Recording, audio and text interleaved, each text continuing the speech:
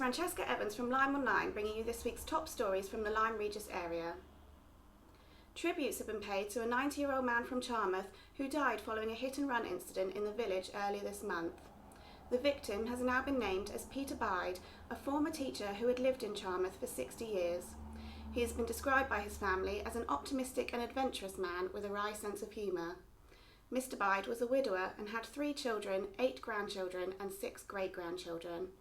He was hit by a car at the junction of the street and Lower Sea Lane on the evening of January 23rd. The driver failed to stop at the scene.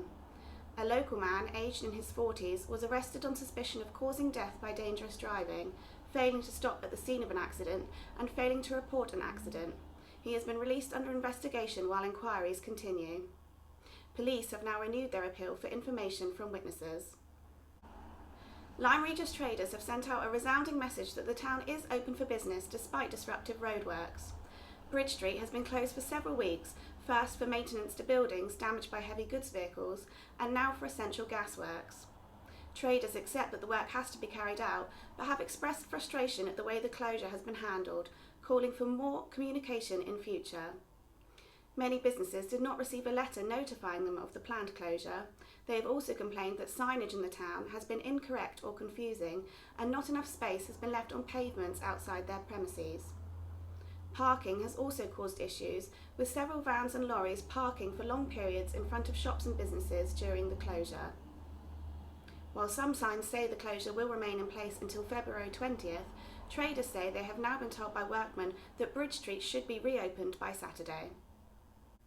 Dorset Council has launched its public consultation on regulations for dogs in public spaces, including on beaches. The subject of dogs on beaches has become one of the most controversial topics in Lyme Regis in recent months. Dogs are currently allowed on Lyme's main sandy beach and Cobgate Shingle Beach without a lead between October 1st and May 1st. They previously had to be kept on leads at all times in these areas. Monmouth, Churchcliffe and Eastcliff beaches remain open to dogs off leads throughout the year. Lyme Regis Town Council has expressed a desire to see dogs banned from the sandy beach and Cobgate Shingle Beach all year round. A petition opposing the Town Council's view has received 7,880 signatures to date, with some arguing the ban would have a negative effect on tourism, local businesses and would discriminate against disabled dog owners. However, the final decision whether or not to change the current regulations is down to Dorset Council, and the public consultation survey can be found on the website now shown on screen. Lyme Regis Town Council is to raise complaints regarding antisocial behaviour and late-night drinking on the seafront with the police and licensing authority. The issue was raised after the Mayor of Lyme Regis, Councillor Brian Narcombe, received several letters of complaint from residents living in the Marine Parade area. One resident said the noise disruption had been worse than ever this year, often going on until the early hours of the morning. They added that broken bottles and drug-related items had been thrown at their property and were regularly found in the seafront gardens. The Mayor has called for a review of late-night licences on the seafront and an increased police presence. Councillors have expressed particular concern about underage drinking and drug use.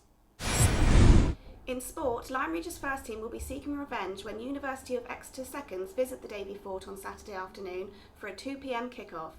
In their recent away trip to the uni, the Seasiders were leading 2-0 after 17 minutes, but then went on to concede 3 goals to lose the important Premier Division match, leaving manager Gerard Hitchcock the most frustrated man in Devon and Exeter football. Lyme made amends last week by beating Hatherley 6-1, helped by a Joe Bond hat-trick, and will be going all out tomorrow to avenge the slack defending performance seen on the students' home turf. Lyme Reserves, struggling in Division 3, pulled off the shock result of the day by beating top-of-the-table North Taunton 6-0 to ease their relegation fears last week. Tomorrow they travel to 4th place Winkley. Team of the moment, Lyme Rovers, continued their push for promotion from Perry Street Division 2 with a 4-2 victory over Ilminster Town A last weekend. Tomorrow they are at home at the Woodruff School top pitch in the Jack Venn Cup competition to Wincham United Reserves. Kick-off is at 2 p.m. Elsewhere in the Perry Street League, all Division 1 eyes will be on the local derby between Uplyme and Charmouth, both struggling at the foot of the table.